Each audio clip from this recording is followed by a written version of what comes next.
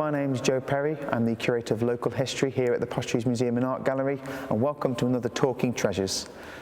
The museum is home to archaeological archives from all over the county of Staffordshire, and that includes cave archaeology, principally from the Staffordshire Peak District. That's the area around the Manifold and Hamps valleys, and the limestone there in the Peak District is particularly good for the formation of caves.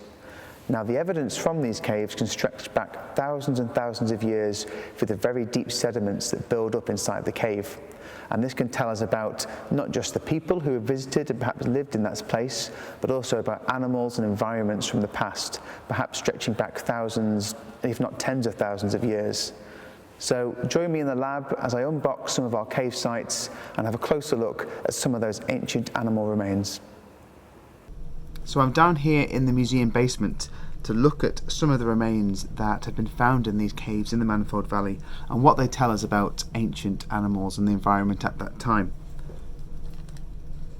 I've got with me this object that I've taken out of one of our stored collections. You can see it's a fragment of antler. It actually got some cave earth still cemented to the back, you can see here, and this is from a reindeer. This was found at a cave called Elderbush Cave in the Manifold Valley, and this is a clue really about what the environment must have been like at the end of that last ice age, when you have animals like reindeer roaming around. And these are of course animals we'd expect to find much further north today in places like Scandinavia and further north, and sort of the Arctic tundra, sort of toward much further north around the world.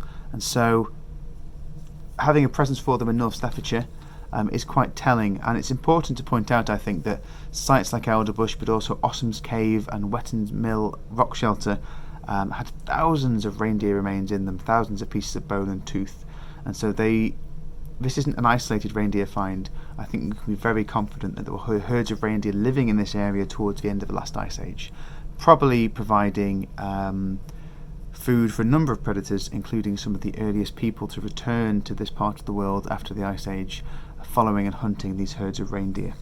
Now, as well as the remains of larger animals like reindeer, these caves also contain the bones of much smaller creatures. This item is the jawbone of a lemming, discovered in the lower levels of Ossom's Cave. Now, lemmings have a limited geographical range because they'll only live in areas with a certain climate and temperature, namely a cold one. And today that's further north towards the Arctic Circle. But here we find them in these cave deposits, clue that the climate was once much colder here.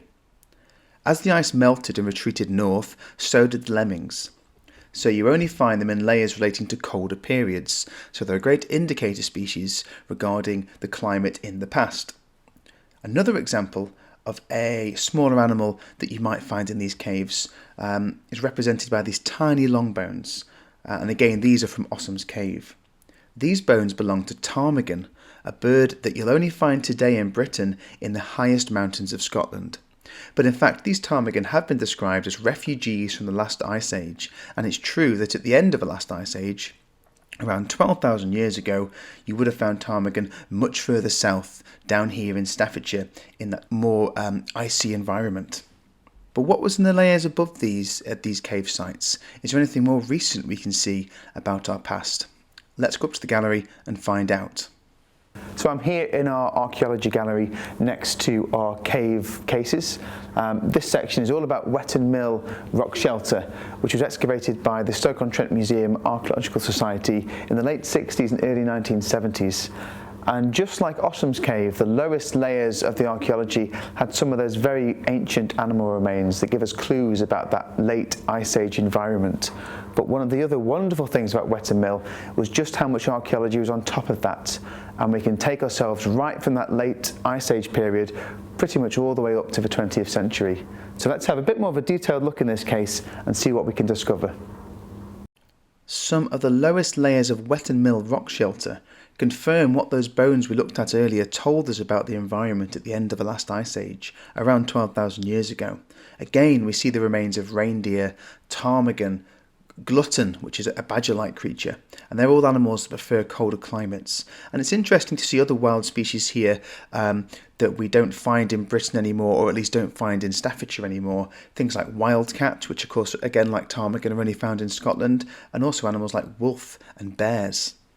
But what was above these in later layers? Well, Wetton Mill also contained flint tools left behind during the Mesolithic, also known as the Middle Stone Age. And by around 9,000 years ago, the climate in Britain had warmed up, and that icy tundra landscape had been replaced by a greener, more wooded one. And people had repopulated Britain, living a hunter-gatherer lifestyle in that woodland. They were using a range of materials for their tools and equipment, things like bone, antler, wood, skins, but of course it's the stone tools that survive the best. And these tiny pieces of flint are known as microliths, and it's a technology that's closely associated with this Middle Stone Age period.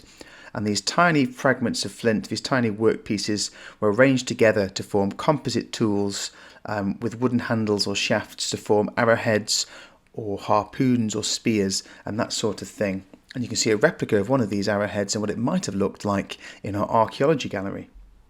Further up in the layers, and it's evident that people continued to visit and use the rock shelter throughout prehistory and beyond. In layers dating to the Bronze Age, human remains were discovered, and we think that at least 14 different individuals were buried in this rock shelter and cave during the Bronze Age, including men, women and children. Now, the position of one man's remains may be associated with a collection of flint and bone items, including bone needles, bone spatulas and scrapers. And we think this might represent the tools of a leather maker, and that's a skill that was likely valued in the Bronze Age. And this man, if he was a leather maker, may have been given an honoured burial here in the cave with the tools of his trade around 3,500 years ago. Fragments of a Bronze Age beaker decorated with this corded pattern might also relate to one of these burials. Later in the layers we can see Roman pottery turning up and a coin dating to the 3rd century AD, evidence of further visitations after the prehistoric period and well into the Romano-British period. Later we move on to fragments of medieval pottery, the remains of domesticated animals, a 17th century buckle, right up to pieces of 19th century pottery.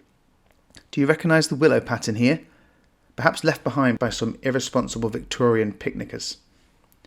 And of course we've saved the best till last. Bringing us right into the 20th century, we have this plastic comb, probably dropped not long before excavations began here in the 1960s. Well, I hope you enjoyed finding out a bit more about the cave archaeology here at the museum, and join us again for more Talking Treasures soon.